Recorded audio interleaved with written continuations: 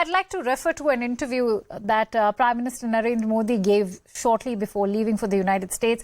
This interview was to the Wall Street Journal. He's very openly spoken about how it is time for the world, especially for the United States now, to in fact acknowledge India's global contribution. We are talking about a year in which India is also hosting the G20.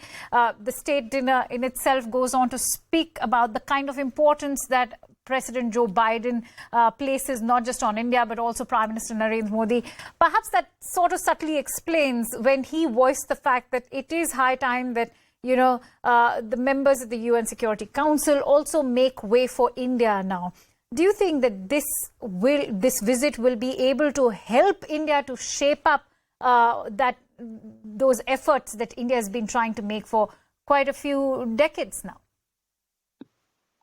Well, absolutely. I mean, it's very clear that, I talked about the broader bipartisan support in Washington for U.S.-India relations. I would argue that there is also strong bipartisan support in Washington for the idea of India as a major power.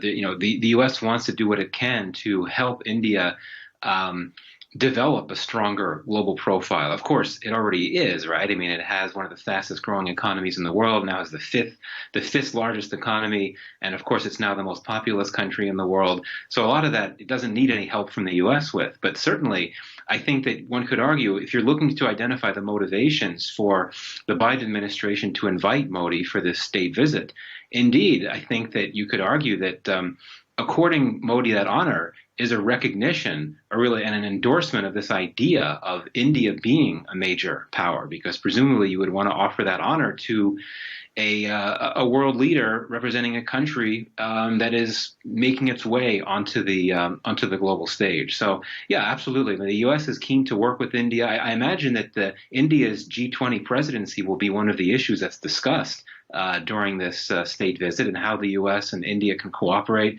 in that regard. This idea of India serving as an advocate or a champion of the global South, a leader of the global South, this is something that Washington also agrees is important.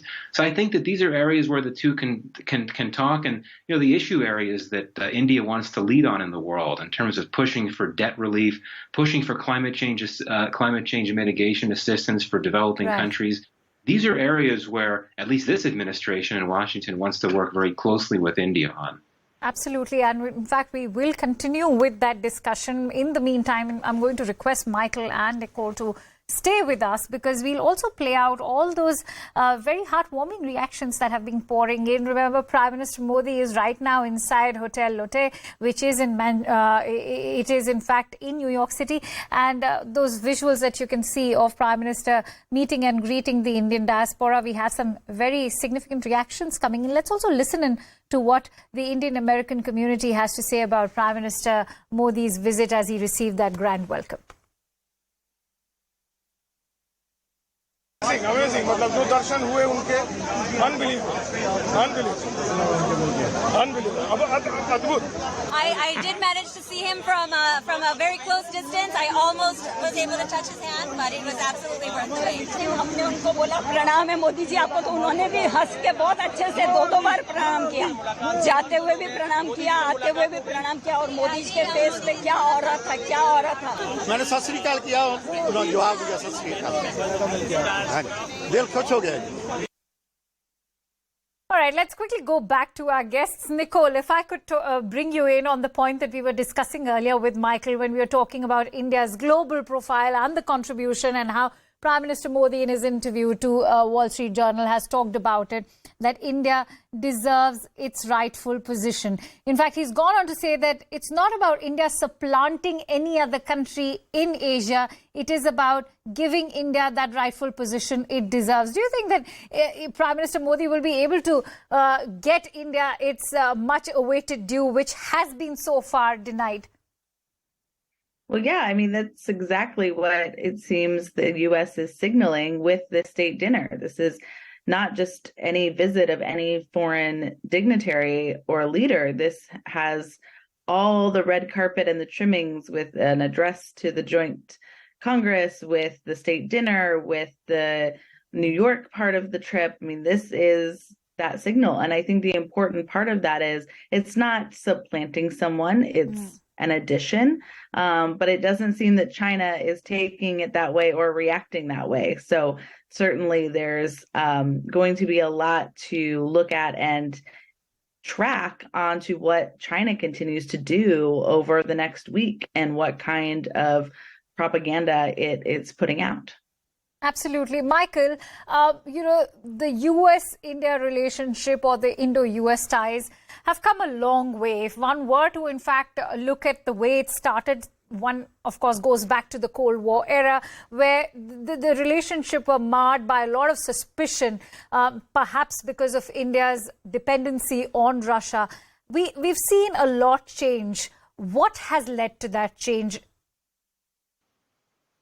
Yeah, it's interesting. If you look at the arc of the history of U.S.-India relations, it has not followed a linear path. I mean, it's easy to forget that there was actually a good period of relations in the late 50s, the early 60s, and indeed the very first state visit by an Indian leader came in 1963. In fact, almost 60 years ago this week. And at that point, the U.S. was very concerned about communist China and its growing power, and it wanted to work with India to strengthen partnership to push back against that. India being, of course, a democracy, not a communist country. But then, of course, things went downhill in a big way for reasons that we all know. And in terms of what changed, how we've gotten to where we are today, I think you have to go back to the early 90s, first of all, when India's economic liberalization reforms opened up more opportunities for trade with the United States and other Western players. And then moving forward to the early 2000s, after the 9/11 attacks, international terrorism was an issue that I think brought the U.S. and India together in terms of their shared perspectives on it as a really serious threat. But indeed, I think we have to look at the China factor. For a number of years, the U.S. and India had viewed China as a competitor, as a rival, but only over the last few years has the nature of China's growing power begun to pose a threat, direct threat, to the U.S. and India, just because its provocations have become more aggressive, its activities have become more threatening. And as I'd said before, we've seen both the U.S. and India see their relations with China have both fallen to very low levels. And I think that has been a major and powerful motivation for the U.S. and India to work more closely together. I would also note the diaspora, which I think we've discussed. This has long been one of the fastest growing Asian diasporas in the United States. It has been able to serve as a bridge, not to use as a cliche, but it's true. It's been a bridge to strengthen relations, especially as we started to see more and more Indian Americans play roles in state and local politics and national politics as well.